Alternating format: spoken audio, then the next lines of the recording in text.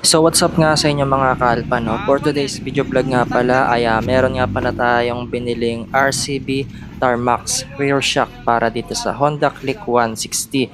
At by the way, plug and play nga pala ito. At nabili nga natin ito nung sale. At ang size nga pala nito ay nasa 340 mm. So dito papakita natin kung paano nga pala ito install dito sa Honda Click 160. At tatry nga natin dukutin doon sa taas. At yung pinag-orderan pala natin nito sa Shopee ay kay JB Lorenzo. So nasa 4,000 plus nga pala itong premium yung black and gold. Tapos yung kulay puti naman nasa 3,600 to 3,700. Tapos dito tinanggalan natin yung tornilyo dito sa baba. So gumamit lang kayo ng open wrench. So ito yung gamit natin. Tapos yung sa taas dudukutin natin yan. At sa mga gusto nga palang bumili or umorder nitong RCB Tarmax na rear shock para sa Honda Click 160, iwanan ko na lang yung pagbibilhan nyo dyan sa description. So lalabas rin yan sa screen ninyo.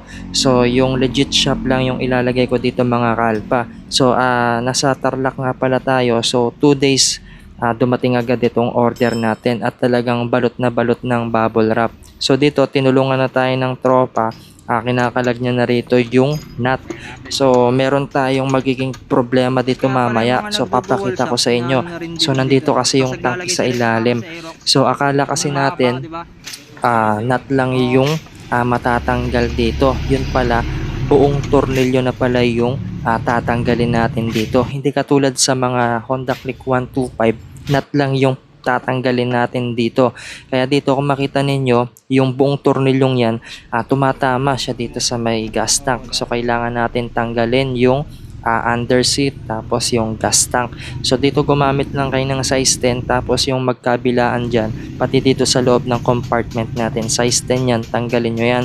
Tapos lahat ng push pin lock, tatanggalin nyo rin dito. At para hindi kayo maligaw or malito sa gagawin ninyo, panoorin nyo lang itong full video tutorial natin.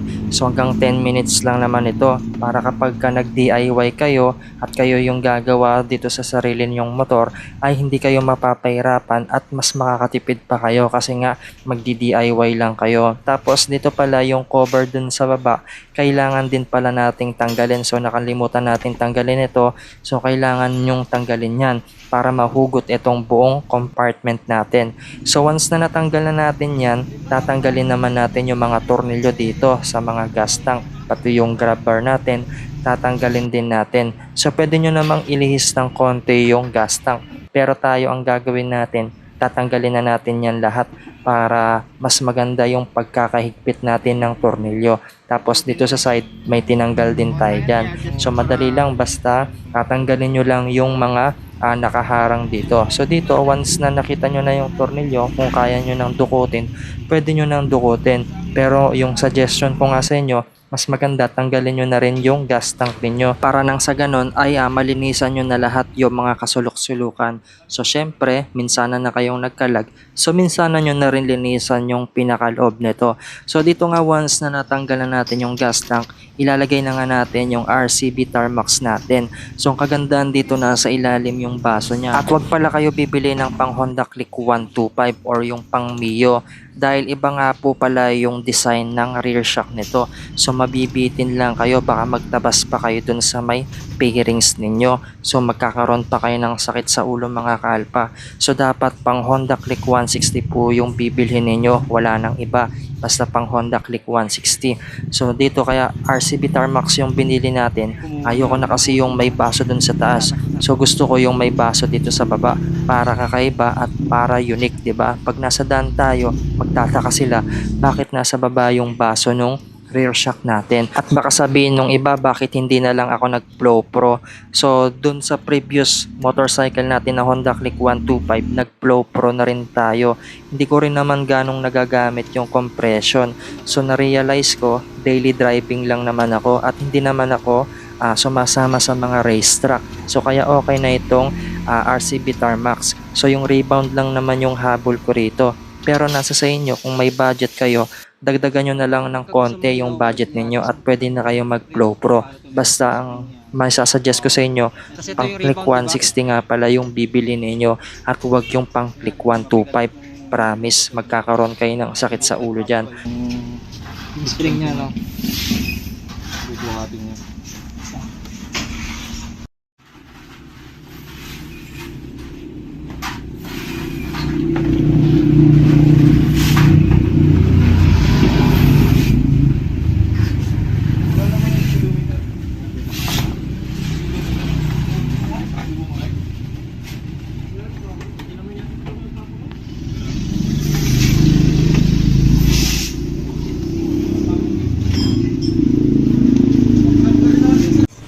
Kapag positive, magdadagdag ng tigas, no? 26 yung text. 26. 26, 25.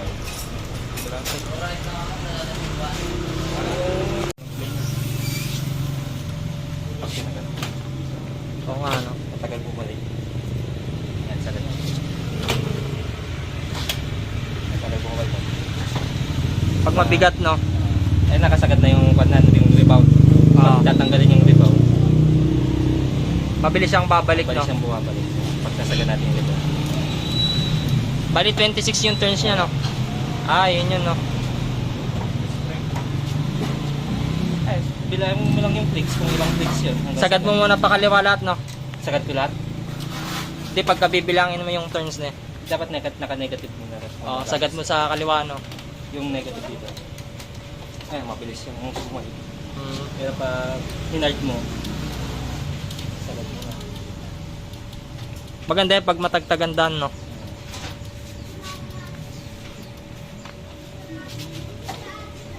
Oh. Eh di sa mga dual shock, kapag ganyan, mas maganda pa, eh. Stable. Stable siya, no? Tapos lalagyan mo pa nung mahabang, ano, parang strap bar. So bali dito nga mga kalpa, no, nagamit na nga natin siya ng 2 weeks. So yung ratings ko dito ay 9 out of 10. So biruin ninyo, nasa 4,000 plus lang ito. Mayroon na kayo ganito kagandang rear shock dito sa Honda Click 160. At by the way, hindi pala ito pwede sa Honda Click 125 at hindi rin pwede yung pang Honda Click 125 ilalagay nyo sa Honda Click 160. So dito, kailangan nyo lang ng maliit na Allen wrench para papaluwagin nyo to. Ayan. So naikot kasi yan. So pwede nyong pataasin yung spring. So tataas ito. Tapos pag gusto nyo naman mag-lowered, pwede nyong ibaba to na isagad dyan. So ako, ang gusto ko nasa middle lang. Kaya ang ginawa ko rito, nilagay ko na lang yung Allen niya banda dito. Ayan, o.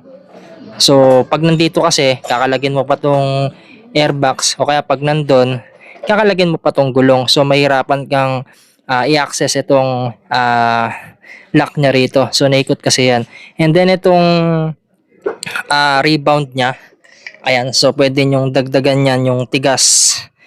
Nakadepende yan sa inyo.